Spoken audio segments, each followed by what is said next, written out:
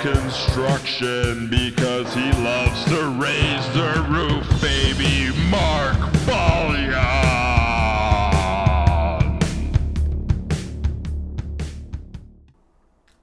Reporting live from Monrovia, California, I'm Mark Balyan, and welcome to this week's edition of MBLMN 18. Eshegs and gentlemen, crazy week we've had here, a lot of unexpected fun. And without further ado, let's just jump right into this week's matchups. This week's lucky champion is Greg. It seems that the team with the worst team name and the most ridiculed for said team name takes the victory this week. You like that, Greg? Huh? You like that!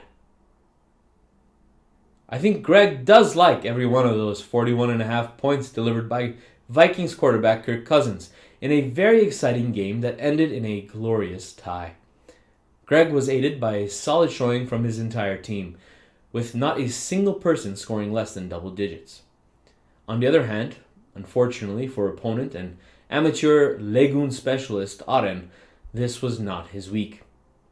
After an outstanding start from superstar Tyreek Hill, who would have thought that he would only have 20 points this week? Of course, the answer we're all looking for here is everyone. Greg comes close to dethroning America's team for highest score of the season, but Ara manages to barely squeak by. Greg goes on to defend his winning streak next week against Hagop. Speaking of Hagop, Sako, you sir, need a kicker. Boasting the running back tandem of sunny Los Angeles and a kicker from their neighborhood as well, Sako dominated this game against bandwagon Jets fan GG. GG had a solid week from his two quarterbacks, but sadly, you can only start one. More on that shortly. A good week by GG, who falls to 0-2, leading off the league power rankings from bottom to top. Wait, never mind. It's Mark, the magic school bus driving wizard, who owns that honor after taking an L to Hagop this week. Hagop makes a huge rebound after having the worst week of all time in week 1. Hagop had more points from his running back receptions than the remainder of the league combined. And no, I didn't actually research that, but 24 receptions is actually nearly 25% of the total points Hagop scored last week. A quick rebuttal from Hagop, but let's talk about the Ganesh in the room, shall we? At least, if Mark had taken Le'Veon first overall, he would have an excuse. Maybe Mark can find some good chakras next week as he takes on fellow bottom feeder GG. Ladies and gentlemen, David has defeated Goliath. America's team, Setyan Phonetable, and owner, Ara Yardımyan, are unable to take down my group of apathetic winners. Ha! More like apathetic losers. I made fun of Greg's team last time, and you all saw the result. It's worth a try for next week. I picked up Patrick Mahomes and left him right there sitting on my bench. It wouldn't have changed anything, just would have made Greg sweat a little bit harder on Monday night.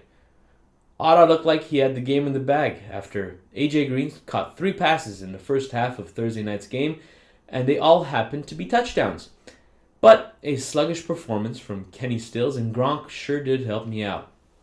When I asked my opponent in next week's matchup what he thought about his chances, he was quoted saying, In the most boring game of the week, Serush takes down Kevork with the likes of Kenny Galladay and Cam Newton. Some good news for Kevork. Dan Bailey has been signed. Some bad news for Kevork. You're last on the waiver wire. Kevork used last week's waiver period to really stack up on bad players, specifically cornering the market on players named Philip, oddly excluding Tennessee Titans tight end Philip Supernaw. Is Philip Lindsay the real deal? Supernaw, dude. At least I certainly hope not. Some good news for Denver fans. Rolls-Royce Freeman is in fact rolling. Everyone here at MBLMN would like to congratulate Royce Freeman on his first career touchdown.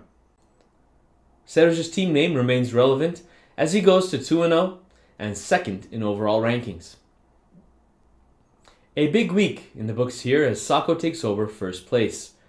Ara remains in first place overall in points. But that is likely to change as we have a big week coming up. Never before have the 5 matchups in week 3 had competitors with identical records facing each other. 2 2-0 teams face each other when Saco and Seruj face off in a strange studio revenge opportunity. The 2 0-2 teams play each other in a really ugly contest that pins the Wizard against GG. The remaining games have 6 1-1 teams jousting for position. Who falls? Who rises? Stay tuned. Updating last week's report that the Setyan phone table is up for grabs, when asked about the availability, Alex Setyan said some things that, out of respect for all the children watching at home, I will not repeat. That's all for this week. Thanks for watching from all of us here at MBLMN 18. I'll catch you on the flip side.